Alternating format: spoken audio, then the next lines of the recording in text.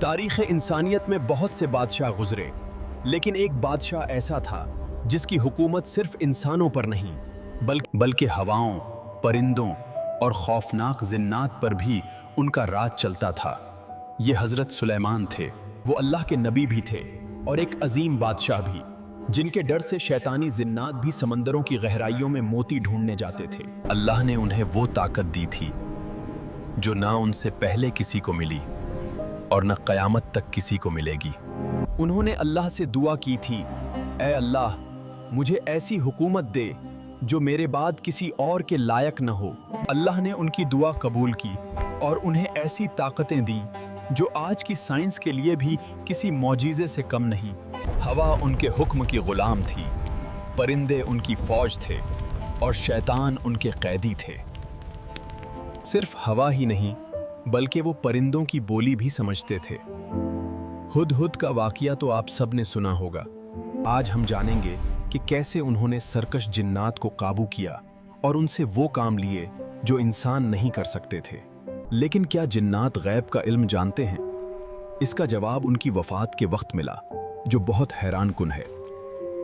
حضرت داؤد کے بعد جب سلیمان کو نبوت ملی تو انہیں جانوروں کی بولی سکھائی گئی، یہاں تک کہ وہ چھوٹی سی چیٹی کی بات بھی سن لیتے اور مسکرا دیتے تھے۔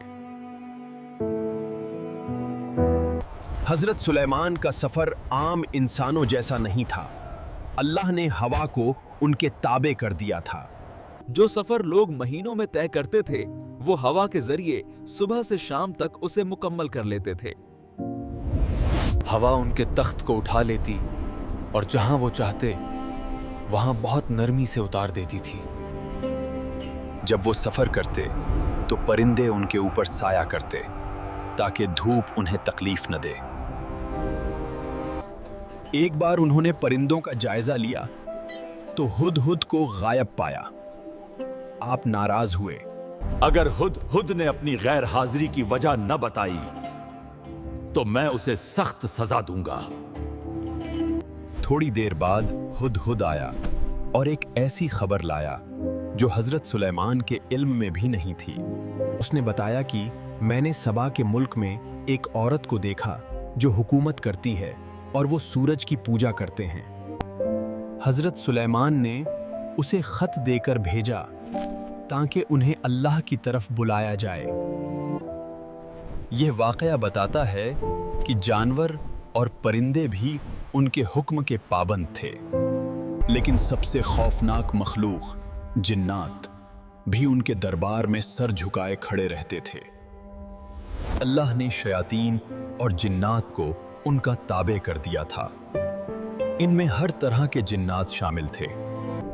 کچھ جنات سمندروں میں گوتا لگاتے اور وہاں سے قیمتی موتی اور جواہرات نکال کر لاتے، اور کچھ جنات بڑی بڑی عمارتیں، تالاب اور دیگیں بناتے تھے جو عام انسان نہیں بنا سکتے تھے۔ قرآن کہتا ہے کہ اللہ نے سلیمان کے لیے تانبے کا چشمہ بہا دیا تھا۔ جو جن ذرا سی بھی نافرمانی کرتا حضرت سلیمان اسے زنجیروں میں جکڑ کر قید کر دیتے تھے۔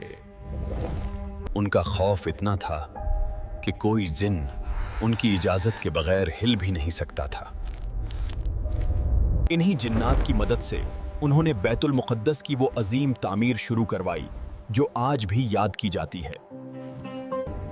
وہ ایسی محرابیں اور عمارتیں بناتے جو اس وقت انسانی طاقت سے باہر تھیں۔ کون ہے جو ملکہ بلقیس کا تخت میرے پاس لے آئے؟ آپ کے اپنی جگہ سے اٹھنے سے پہلے میں وہ تخت لے آؤں گا۔ اس نے دعویٰ کیا کہ میں اس کام کے لیے بہت طاقتور اور امانت دار ہوں۔ لیکن وہاں ایک شخص بیٹھا تھا جس کے پاس کتاب کا علم تھا۔ اس نے کہا، میں وہ تخت آپ کی پلک جھپکنے سے پہلے لے آؤں گا۔ اور واقعی پلک جھپکتے ہی وہ بھاری اور عظیم تخت وہاں موجود تھا۔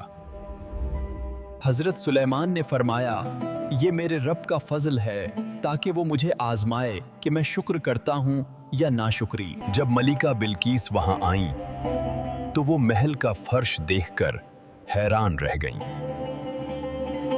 وہ فرش شیشے کا تھا لیکن اس کے نیچے پانی بہتا تھا۔ انہیں لگا پانی ہے تو انہوں نے اپنے کپڑے اٹھا لیے۔ یہ شان و شوکت دیکھ کر انہوں نے مان لیا کہ یہ کوئی عام بادشاہ نہیں، اور وہ ایمان لے آئیں۔ پھر وہ وقت آیا جب اللہ نے دکھایا کہ جنات غیب کا علم نہیں جانتے۔ حضرت سلیمان کی وفات کا وقت قریب تھا۔ حضرت سلیمان اپنی عبادت گاہ میں اپنی لاٹھی کے سہارے کھڑے تھے۔ اسی حالت میں اللہ نے ان کی روح قبض کر لی۔ وہ وفات پا گئے لیکن ان کا جسم مبارک گرا نہیں۔ جنات یہ سمجھتے رہے کہ حضرت سلیمان زندہ ہیں اور ہمیں دیکھ رہے ہیں۔ وہ دن رات مشقت اور محنت کرتے رہے، عذاب میں مبتلا رہے۔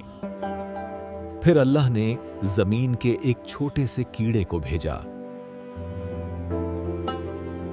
یہ سلسلہ کافی عرصے تک چلتا رہا اور جنات اپنی مشقت میں لگے رہے۔ آخر کار جب لاٹھی کمزور ہو گئی اور ٹوٹ گئی تو حضرت سلیمان زمین پر تشریف لے آئے۔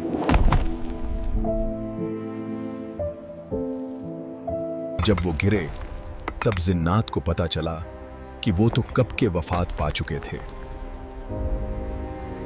قرآن کہتا ہے اگر جنات غیب جانتے ہوتے تو وہ اتنے عرصے تک اس ذلت آمیز عذاب میں نہ رہتے۔ اس واقعے نے ثابت کر دیا کہ غیب کا علم صرف اور صرف اللہ کے پاس ہے۔ نہ جنات کو کل کا پتہ ہے، نہ ستاروں کو، نہ کسی جادوگر کو۔ حضرت سلیمان کی بادشاہت ختم ہو گئی لیکن ان کا نام آج بھی زندہ ہے۔ ان کی زندگی ہمیں سکھاتی ہے کہ طاقت اور حکومت اللہ کی امانت ہیں۔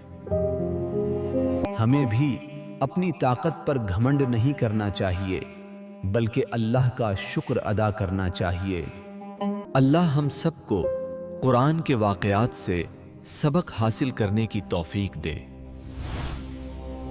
اگر آپ کو حضرت سلیمان کی یہ ڈاکومنٹری پسند آئی تو ویڈیو کو لائک کریں اور کمنٹ میں سبحان اللہ لکھیں۔ سبسکرائب کرنا نہ بھولیں۔ اللہ حافظ۔